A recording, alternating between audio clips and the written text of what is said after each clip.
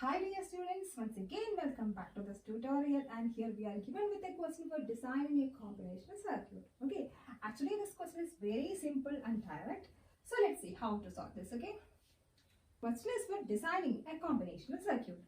So some additional points are given here. They are like 3 inputs to the combinational circuit and only one output line. Okay, so we have already learned that for a combinational circuit, inputs are always binary bits. So from this question, it is clear that for our combinational circuit, we have 3 input, and that means actually 3 binary bits are the input to our combinational circuit. Okay, so we have 3 binary bits. So we can consider this bits as, we can simply assign some name for this bits, 3 bits. Simply assign some label like A, B and C. Okay.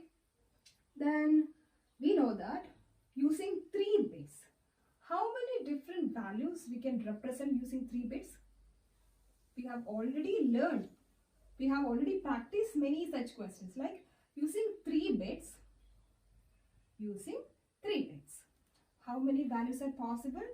2 to the power 3, that is 8 different unique representations are possible using 3 bits. And what are that? 8 different combinations like this: 0, 0, 0, 0, 0, 1, 0, 1, 0, 0, 1, 1, 1, 0, 0, 1, 0, 1, 1, 1, 0, and finally 1, 1, 1. Right. So these are the 8 combinations possible using 3 binary bits. These 8 combinations actually indicate, this one indicate decimal 0, and this is for decimal 1, this is for decimal 2 and 3, 4, 5, 6 and 7. Right? 0 to 7, total 8 values are possible, 8 different combinations are possible, and these combinations are actually corresponding to decimal 0, 1, 2 up to decimal 7.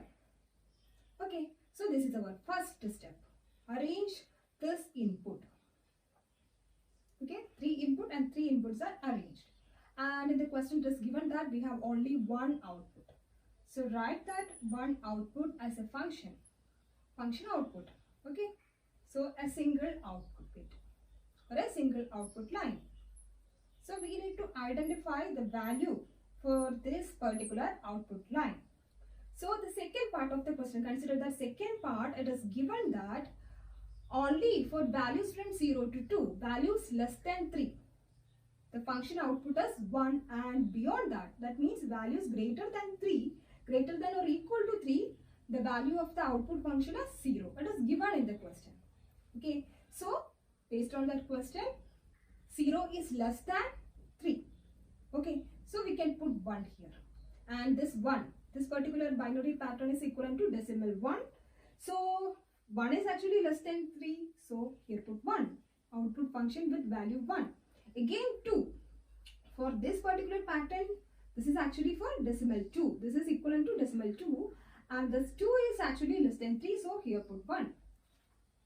Okay, so this is the case, and beyond that, that means after this 2, 3, 4, 5, 6, 7, all these values are actually greater than or equal to 3. So here we have value 0. This is given in the second part of our question. Right? So our first step is over here. Arrange all the inputs, and based on the given condition, identify the output value, whether it is 0 or 1. So first step is over. Next step is, now simplify this output function. We need to get a minimized SOAP form corresponding to this output function. So we can follow the K-map simplification technique for simplifying or for getting a minimized SOAP form corresponding to this particular output function. Okay, so let's see how many input bits are there. 3 input. 3 input means this is a 3 variable function. F is actually based on 3 variables A, B, C. Okay, output function F is actually based on 3 variables A, B and C. So this is actually a 3 variable function. So for solving or for getting a minimized expression corresponding to this, we can follow a K-map with 3 variables. So this is the structure corresponding to our 3 variable K-map. So first draw that K-map like this. This is the structure of a 3 variable K-map. 3 variable K-map actually contains 8 different cells like this. Okay, so label properly. Horizontally, we can assign a label like A, and for vertical, we can assign label B and C. And for the first row, it is 0, this is 1. And here 0, 0, 0, 1, 1, 0, 1. Okay. So now we can put all these values of our output function f inside this cell. 0, 0, 0, 0, 0, 0, here value 1, 0, 0, 1, 0, 0, 1, here again 1, 0, 1, 0. This is 0, 1, 0, here 1. And all remaining cells with value 0.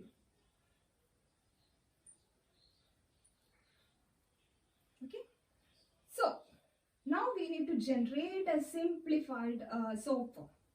For getting the simplified SOAP form, we need to group which term? 1 or 0? We need to group ones. So the largest possible groups over here is this one, this particular group first. Okay, this is one group. And the second group is this one with this. These two groups are possible here. Okay, so for this green group, what is the minimized expression? Horizontally, which one is common? A is common. Okay, A with value 0. So function with 3 variable function A, B, C is first expression A complement. Then vertically, which one is common? B is common with value 0. So A bar, B bar. A complement and B complement. This is for this green group. Minimized expression corresponding to this green group. And for this other group, what is the minimized expression? This particular row is common. Again, this first row is common, and for that group, A is the common variable with value 0. Again, A complement. And vertically, these two columns are sharing, and here C is common. C with value 0. So A complement and C complement. Okay, so any further simplification possible here? Yeah, here further simplification is possible. A bar is common here.